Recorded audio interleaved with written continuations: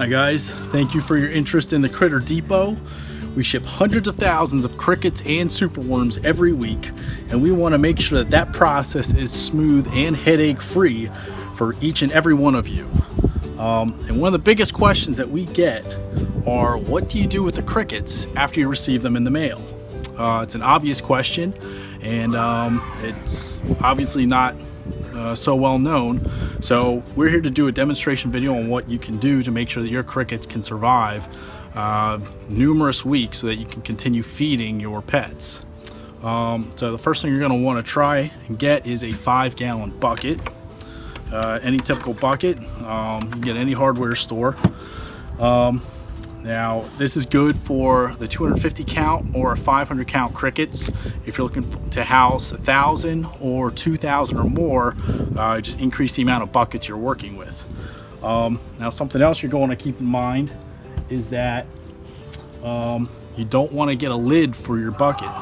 Airflow is very important for your crickets, so you want air to constantly be going in and out.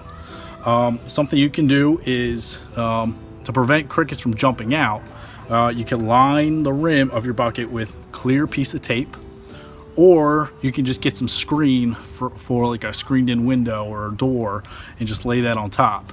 But definitely don't get a lid. Don't get a lid and puncture holes in it. That won't give you enough airflow. And even the screen is fine, but even that's probably the limits of how much overlap you want on top of your container. So after you get your bucket, next thing you want to make sure you have prepared is some source of hydration. The transit in mail is going to severely dehydrate the crickets. They need constant water, and that transit just definitely dries them out. So you're going to want to make sure you have some type of water source. Usually those chicken feeders that have water jugs, they're okay. Your crickets can drown in those, so you want to be cautious using those. One of my preferred hydration sources are just slices of fruit, like melons. Apples are okay, but we like oranges a lot. So what you're going to want to take are just a couple orange peels, and then what I like to do is actually like to squeeze them so that they break open. So now you have, so you break the skins.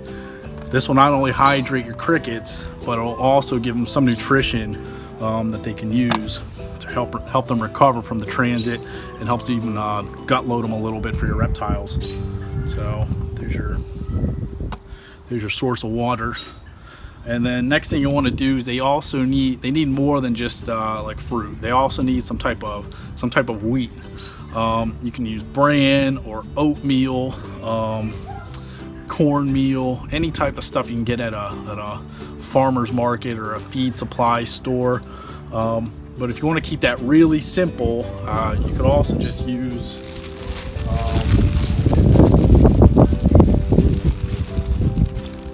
like a grainy piece of bread. This will be perfect. It's nice, soft enough for them to eat, and it has all the nutrition that they're going to need.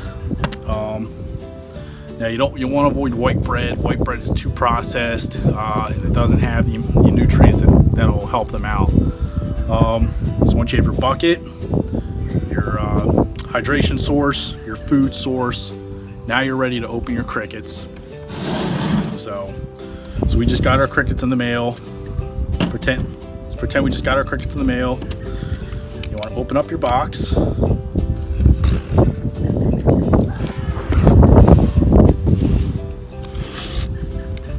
You can see I had already opened it prior to the video, but it's just demonstration purposes. Okay, now this is a box of 500 crickets. It's okay to touch them.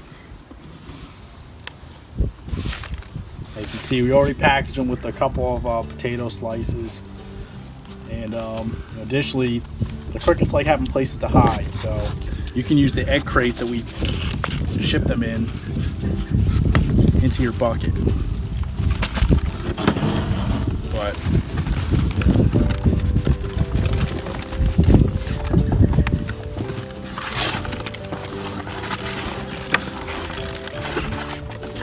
a little jumpy, they might be a little lethargic. Transit, really not meant to be shipped through the mail, but not sure a human would do too well in this process either. So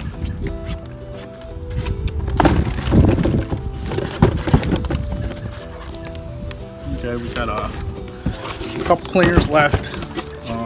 We use screened in boxes. Helps them get a little airflow during the transit.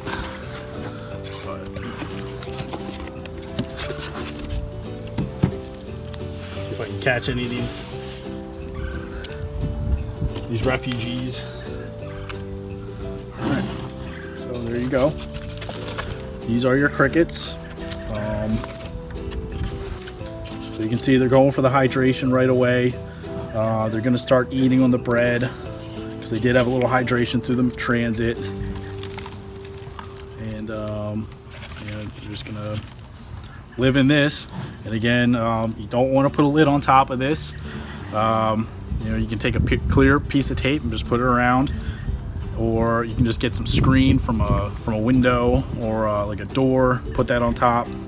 But you definitely want airflow going in, and preferably the crickets, like, they're cold-blooded, so they are going to like warmer weather. So bare minimum, keep it at about 70 degrees at the lowest. And just keep an eye on your water source and your bread. And you probably have to change it out every maybe twice a week. Just keep an eye on it, and as long as you do that, you'll be all right, and you'll be off to taking care of your crickets so you can take care of your pet. So feel free to email us at contact@thecritterdepot.com, post a message, or feel free to leave us a review, good or bad. We always respond positively to any type of review you may want to leave. Thanks a lot, and hope that was informative.